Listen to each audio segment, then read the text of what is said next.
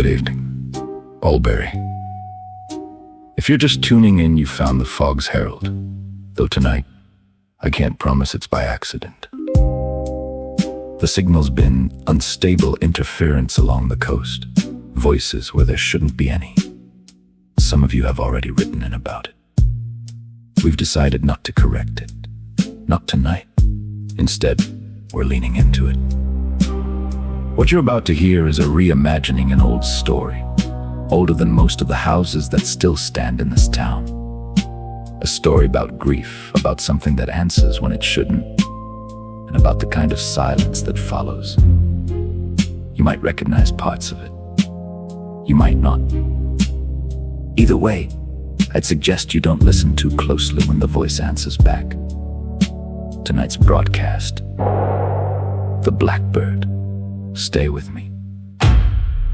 And if the signal shifts, don't assume it's the radio.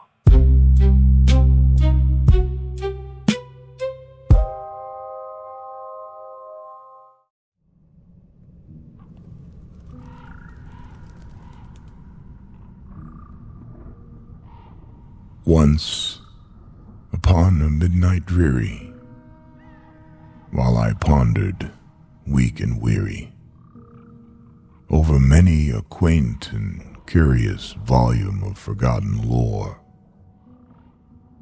while I nodded, nearly napping, suddenly there came a tapping, as of someone gently rapping at my chamber door. "'Tis some visitor," I muttered, tapping at my chamber door. Only this and nothing more. Ah, distinctly I remember. It was in the bleak December, and each separate dying ember wrought its ghost upon the floor. Eagerly I wished the morrow. Vainly I had sought to borrow from my books surcease of sorrow, sorrow for the lost Lenore, for the rare and radiant maiden whom the angels name Lenore, nameless here forevermore. And the silken, sad, uncertain rustling of each purple curtain thrilled me, filled me with fantastic terrors never felt before. So that now, to still the beating of my heart, I stood repeating, "'Tis some visitor entreating entrance at my chamber door. Some late visitor entreating entrance at my chamber door. This it is, and nothing more." Presently my soul grew stronger, hesitating then no longer. "Sir," said I, "or madam, truly your forgiveness I implore. But the fact is, I was napping, and so gently you came rapping, and so faintly you came tapping at my chamber door, that I scarce was sure I heard you. Here I opened wide the door, darkness there, and nothing more. Deep into that darkness peering, long I stood there, wondering, fearing, doubting, dreaming dreams no mortal ever dared to dream before. But the silence was unbroken, and the stillness gave no token, and the only word there spoken was the whispered word, "Lenore." This I whispered, and an echo murmured back the word, "Lenore." Merely this and nothing more. Back into the chamber turning, all my soul within me burning, soon again I heard a tapping somewhat louder than before. "Surely," said I, "surely that is something at my window lattice. Let me see, then, what thereat is, and this mystery explore. Let my heart be still a moment, and this mystery explore. 'Tis the wind, nothing more." Open here I flung the shutter, when, with many a flirt and flutter, and there stepped a stately raven of the saintly days of yore. Not the least obeisance made he, not a minute stopped or stayed he, but, with the mien of lord or lady, perched above my chamber door, perched upon a bust of Pallas just above my chamber door, perched and sat and nothing more. Then this ebony bird beguiling my sad fancy into smiling, by the grave and stern decorum of the countenance it wore.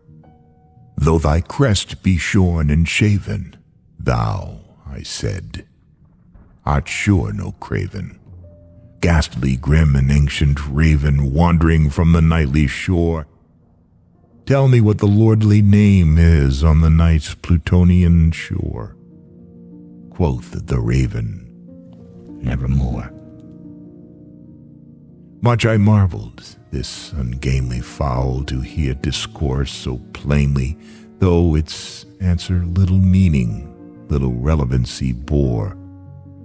For we cannot help agreeing that no living human being ever yet was blessed with seeing bird above his chamber door, bird or beast upon the sculptured bust above his chamber door, with such name as nevermore.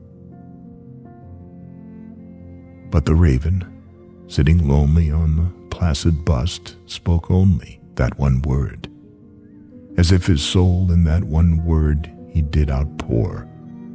Nothing farther than he uttered, not a feather than he fluttered, till I scarcely more than muttered, other friends have flown before.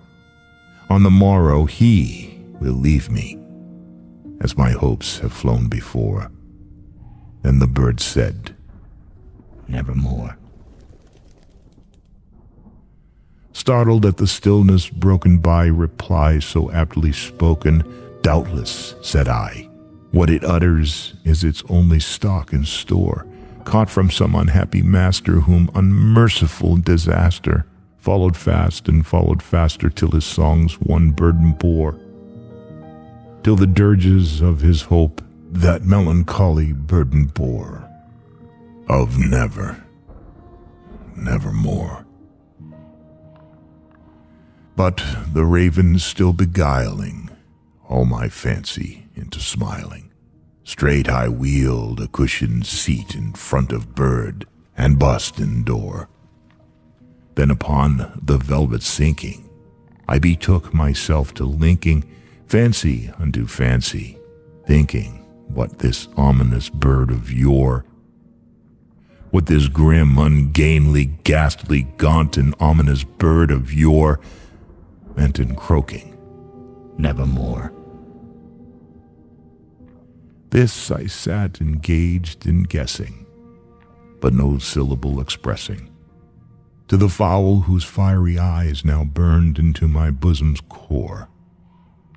This and more I sat divining, with my head at ease reclining on the cushion's velvet lining that the lamplight gloated o'er, whose velvet violet lining with the lamplight gloating o'er.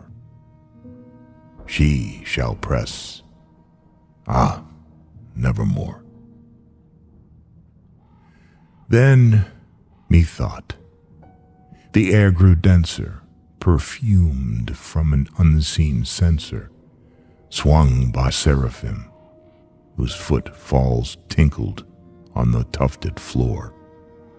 Wretch, I cried, thy God hath lent thee, by these angels he hath sent thee, respite, respite and nepenthe from thy memories of Lenore.